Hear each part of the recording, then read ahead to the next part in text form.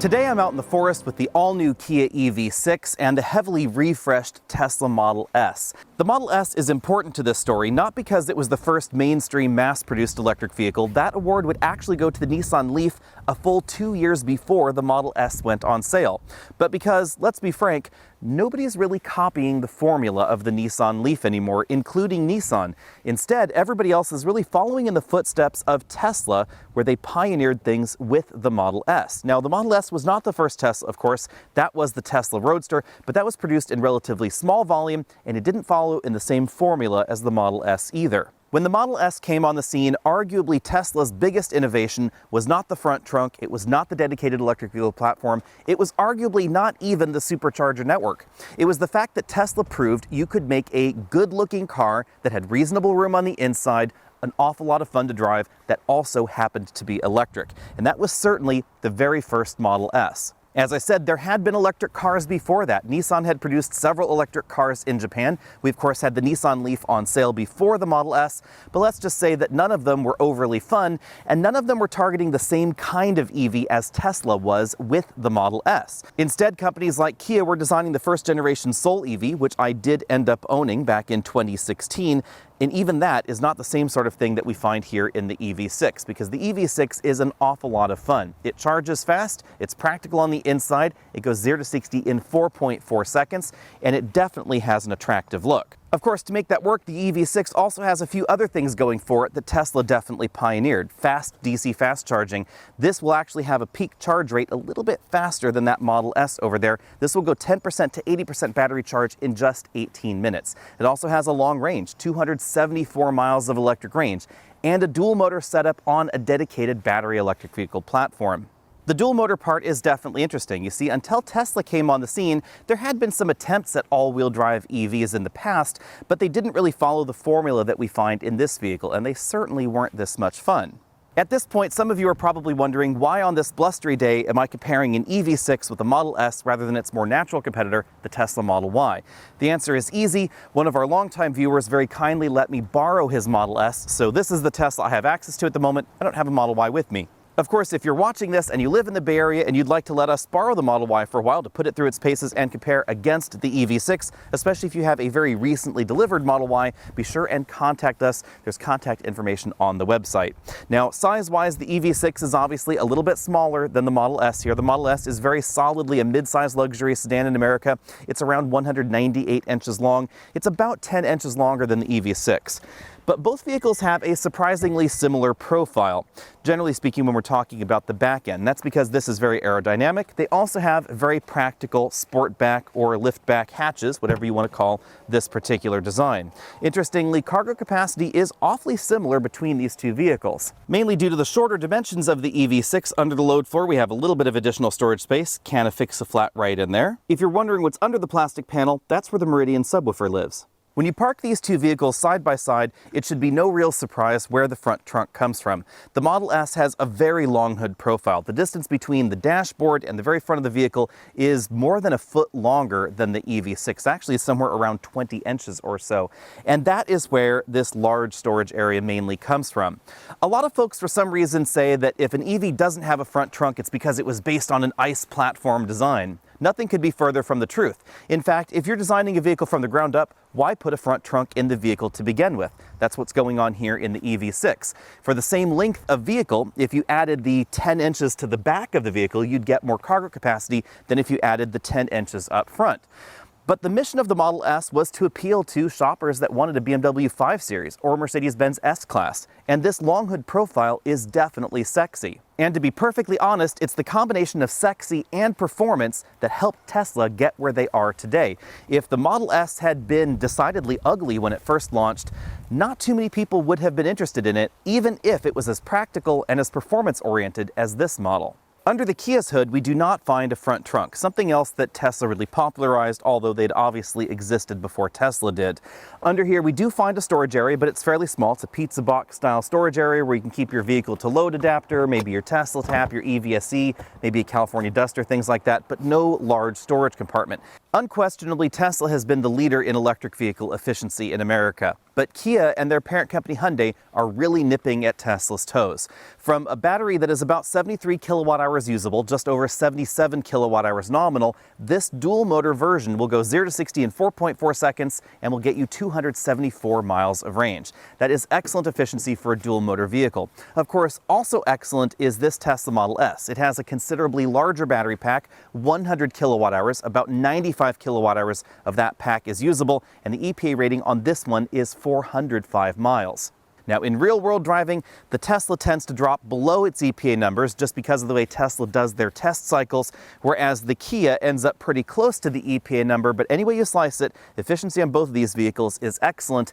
The win for efficiency, of course, has to go to this $100,000 Tesla because it has 285 with summer tires in the back, 255 with summer tires up front, and on a road trip, on a highway road trip, this still averaged about 3.61 miles per kilowatt hour. That is absolutely excellent, and that is better than a BMW brand new i4 rear-wheel drive. And this one has wider tires, grippier tires, and the dual motor setup with a bigger battery. To further improve efficiency, this platform supports a really interesting feature that I haven't seen before in an electric vehicle. It has a front motor disconnect.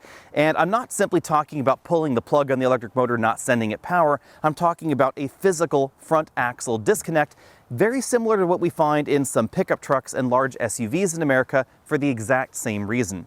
As you're rolling down the road, it's more efficient if just one motor is doing the motivation. So in the EV6, they chose the bigger motor in the back. And by disconnecting the front drivetrain from the vehicle, you no longer have the friction losses in the front differential or any motor losses either. Tesla employs something a little bit similar in some of their EV designs by using a different kind of electric motor on the front axle, but you still have the differential losses. So this reduces mechanical losses in a noticeable fashion. When you put this in the eco mode, you will actually notice a difference in efficiency. In my real-world testing with this particular EV6, it ends up being about 10 miles of actual real-world range on a completely full battery pack, and that's nothing to sniff at. When it comes to charging, these two vehicles are very different, and the history is a little bit unclear why, because the J1772 connector, which is what this vehicle uses right here behind its electrified door, was already a standard created in 2001, and that was 11 years before the Model S was created, and supposedly, technically, it is required in California for electric vehicles to use this standardized connector, and that's the one that's been adopted by everybody else in the United States. But Tesla decided to go on their own with the Model S's charging connector. And they did it mainly because of what happens under this J1772 connector. It's the DC fast charge connector on the EV6. CCS did not exist at the time. The lack of an agreed upon DC fast charge standard in the US was definitely a problem for Nissan, and it was a problem for Tesla because they both wanted to do that. Tesla decided to cook up their own connector that was proprietary to Tesla models. Nissan decided to borrow a standard from Japan called CHAdeMO, and they employed that on the first and second generation Nissan Leaf. Kia also used it in the original Soul EV, and Mitsubishi used it in the Mitsubishi Outlander in the United States. Kia and their parent company Hyundai were not exactly sure how CHAdeMO was going to go in the United States, so they hedged their bet, and Hyundai vehicles used the CCS connector, whereas Kia vehicles used the CHAdeMO connector, and then later they decided to just kick CHAdeMO to the curb and go CCS. The moral of this story is that in the grand scheme of things, charging infrastructure is still in its infancy, and charging generally is evolving rapidly. You have to look no further than the Model S, which has now finally settled on an 11 kW onboard charger. There was a time where the Model S had significantly faster chargers if you had access to the right EVSE and the right 240-volt source at home or at the office. The problem with that was that charging over 20 kW is an insane amount of power. Charging at 11 kW, which both of these vehicles will charge at, is already a ton of power. 11 kilowatts is more than my oven, my dryer, and my microwave use simultaneously. And of course, an electric vehicle like this is going to be sucking down that power for about 7.5 hours or about 10.5 hours over here for the Tesla Model S. And the reality is that most folks don't need to AC level to charge that quickly. That's really what Tesla has discovered, and the reason that they have shrunk their AC level 2 charger on board, and the reason that pretty much everybody else is going in that same 11 kW direction. The average American doesn't drive 270 miles or 300 miles or 405 miles every day. So the reality is, as long as you can top up in about 2 to 3 hours at home, the charging rate should be just fine. And actually, I can charge up my daily commute at home on a 3 kW charger on either of these vehicles in about 2.5 to 3 hours. Even if I'm not able to charge at the office, either of these vehicles would be completely charged by the time I woke up in the morning, even if I got home late. When it comes to DC fast charging, there's also a bit more similarity than difference here, because this now has a modern climate-controlled liquid-cooled battery pack. It's liquid-cooled, liquid-heated, etc., something that Tesla also pioneered with the Model S. This one has one of the faster DC fast charge rates in the world, and it has a new 800-volt architecture, something that we don't see yet in modern Teslas, but you can expect them to adopt at some point. With the onboard CCS connector right there and the appropriate DC fast charge station, this can go 10% to 80% in 18 minutes. That is definitely very, very fast. This bigger battery pack in the Model S tops out at around 250 kW at the moment.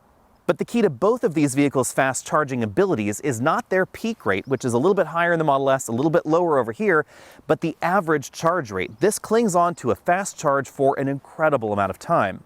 In fact, from 10% to 80% state of charge, the average charge rate of this EV6 was over 190 kW, and that is substantially similar to this Tesla over here. In fact, actually a little bit higher than the first time that I DC fast charged this particular Model S. In an optimum world, the Model S should charge a little bit faster on average, but this is going to be very, very close. And this is a vehicle, again, that costs about half as much. One clear area where Tesla still leads is in the planning of electric vehicle charging. Now, this needs to be tempered with the reality that high 90% of charging sessions happen at home. In fact, I very rarely DC fast charge an EV outside of simple testing for Alex on Autos and for EV Buyer's Guide. But if you're interested in that sort of road tripping vehicle, this has a really fast charge rate, but the onboard system does not schedule DC fast charging for you. And at this point in time, Kia is not supporting the add-ons for CarPlay here that would allow Apple CarPlay to try and schedule those DC fast charge stops for you either. So if we go into this mapping interface here, for instance, and then we pull up a destination, so let's just go ahead and look here, and we'll have it take us to, I don't know, Los Angeles, because that's a long way away. There we go, Los Angeles. We'll just pop that in there. The nav system is definitely pretty snappy. It does factor in traffic for you. Oops, I have to hit the actual go to there button. Set as destination, there we go. It will calculate the route, and it will tell me to go, so I can go ahead and start guidance.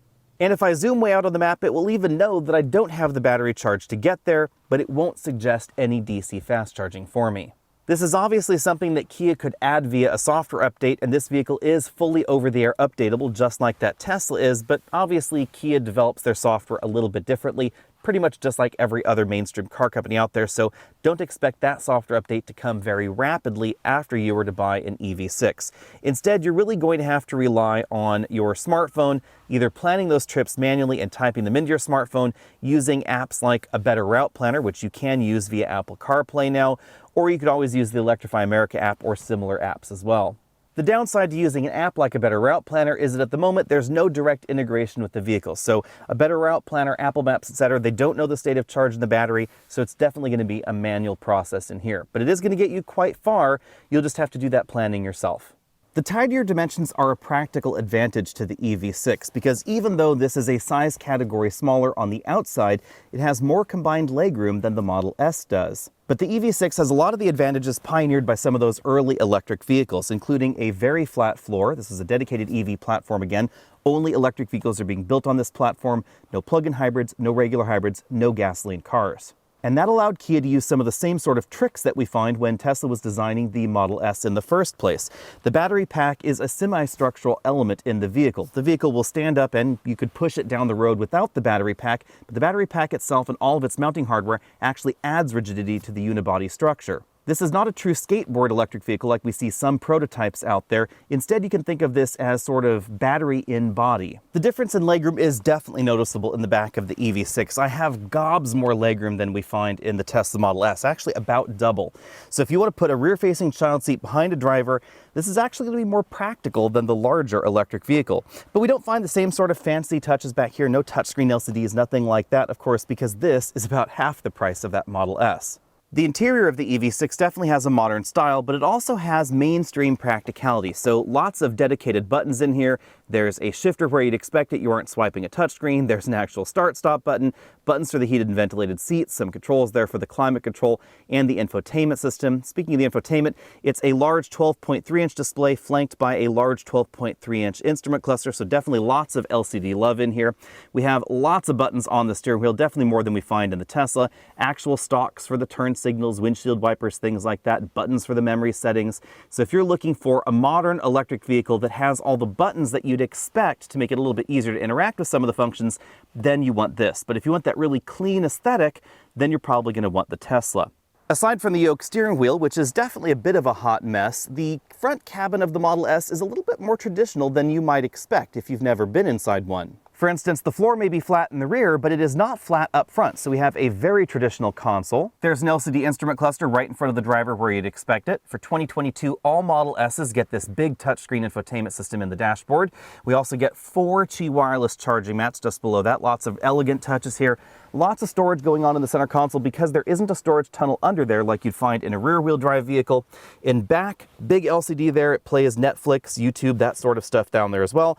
And then that flat floor that Tesla really popularized. The other thing that Tesla popularized, this large panoramic glass roof. Obviously, the glass roof is about style and looking very modern, but it has a practical application as well. In an electric vehicle, aerodynamics are very important, so lowering the roof is important, and the glass roof allows them to do that a bit more than a steel roof would. With a steel roof, you'd have the steel section, you'd then have some insulation, you'd then have a headliner, usually bonded to some sort of backing material, and that combination could be 3/4 of an inch to an inch thick depending on the vehicle. This is much, much thinner, giving you more headroom on the inside versus the outside profile. Now I have to say, I am not the biggest fan of glass roofs without a shade, but the one in the Tesla Model S is a little bit darker than the one in my Model 3. In the EV6, Kia went in a different direction and gave us a very traditional opening sunroof. I have to say, I love sunroofs that open. If I'm gonna have a piece of glass here, I want it to open. And that's part of the reason I got this over the Ioniq 5 that's been lurking in the background of this shot. In here you can see that we have a roof that is a little bit more similar to the Tesla. We have a big sheet of glass right there, but unlike the Tesla, it does have a powered shade that closes. On the outside, you can see that the glass roof is about the same size as the glass roof that we find in the Model S, but it doesn't have the same benefit when it comes to interior headroom because of that mechanical shade. That is the one downside here. In order to house that mechanical mechanism, we have a wider little section right there of the headliner, and it doesn't go quite as far back, the opening on the inside, so it doesn't actually impact rear seat headroom or front seat headroom because your head is actually going to be hitting right on there. Out on the road, clearly the Tesla is going to be the faster, better handling option. But like the rest of the vehicle, there's certainly a lot of Tesla inspiration when you take a look at the EV6. 0 to 60 is a very swift 4.4 seconds in the top-end dual-motor version. And theoretically, the model from the Hyundai Kia conglomerate that's going to compete more directly with the Tesla lineup is going to be the Genesis GV60, and that's going to give you nearly 500 horsepower, so significantly more powerful in its top-end version. But it will also have a version that will go 0 to 60 in 4.4 seconds, so you can definitely see what's going on there. Stopping distance, definitely better on the Model S. We get standard summer tires in there, wider summer tires. Even though it's heavier, it's still going to stop shorter, 110 feet versus 117 feet. Now, if you've watched the review of the EV6 and the Model S separately, then you'll notice that the ride scores and handling scores, etc., are fairly similar. Handling in the EV6 I gave an A+, handling in the Model S I gave an A. A lot of people are asking about that, but I would always remind everybody that these are as compared to other vehicles in the same segment. So Model S is versus the BMW M5 and the Mercedes-Benz E63 and an Audi RS6, etc. That's the kind of competition that's also going to be priced at around $100,000, also going to go 0 to 60 right around 3 seconds. Not the same segment that Kia is playing in. The EV6, on the other hand, is as compared to the average compact crossover because that's really the market that Kia is targeting there. And you're certainly going to notice better handling than the average compact crossover and still a really well-designed ride. I personally found it interesting that the ride quality in the EV6 is substantially similar to the Model S before it got a standard air suspension. And that is to say that it is not like the Model 3 or the Model Y, which are definitely tuned towards the firmer side of things. Both also have very quiet cabins, and both are shockingly efficient. For the last decade or so, Tesla has had a notable advantage in EV efficiency. Teslas don't always meet their EPA range figures in the real world, whether we're talking about a blend of city driving and highway driving or pure highway driving, but they have always unquestionably been more efficient than the vast majority of the competition, especially like-tired competition, and that is important to keep in mind. The Model S has some pretty wide tires, and when we take a look at something like a Hyundai Kona, which has very good fuel efficiency, it's got very skinny tires, so it's not really the same thing. And the times are changing slowly, so now we have a Kia with 255 width tires all the way around, significantly wider than the average electric vehicle outside of the Tesla portfolio. For instance, the Mach-E only has 225s on it, yet we have really excellent efficiency. But here, the Tesla still has to win because it has even wider tires, and it's an even bigger vehicle and even heavier for very, very similar consumption. Range and efficiency are, of course, important topics with any EV currently on sale. Obviously, the Tesla is going to win here because it has a bigger battery pack. Now, when we take a look at the nuance here, in some situations, the EV6 is actually a little bit more efficient than the Model S. But some of this is going to depend on exactly what you're doing with the vehicle, where you're driving it, and how you're driving it. At higher speeds, it appears that the EV6 is going to be a little bit more efficient than the Model S. I noticed that around 75 miles an hour or so, the EV6 was maybe about 5 to 6% more efficient. Also, if you're doing a lot of mountain driving, the EV6 could be a little bit more efficient because it may be able to regenerate more power into the battery. That's especially important if you are driving more aggressively in city driving or stop-and-go driving. That actually is a situation where you're going to notice a slightly more efficient profile in the EV6 because of that blended braking system. Now, bearing in mind that when we talk about EPA range figures on the window sticker, that is 55% city, 45% highway. If you want the true highway number from the EPA numbers, you can find that on the fueleconomy.gov website. Hit the personalized button, put 0% for stop and go or city driving there. That will give you the pure highway range figure. On a full battery, the Model S should easily be able to go 330 to 350 miles out on the open highway. If you want to know more about its range test, be sure and check out the road trip range test video. Kia gives you a bit more control over the EV drive system in the EV6. You can adjust the regen braking profile, and you can engage or disengage eco mode. In eco mode, it's going to be very aggressive at turning off the front electric motor and completely disconnecting the front axle, removing the mechanical loss from that front differential unit. It's going to leave the electric motor connected up until about 5 miles an hour when you're taking off from a stoplight or a stop sign in order to help improve traction, but then it's going to be removed from the equation.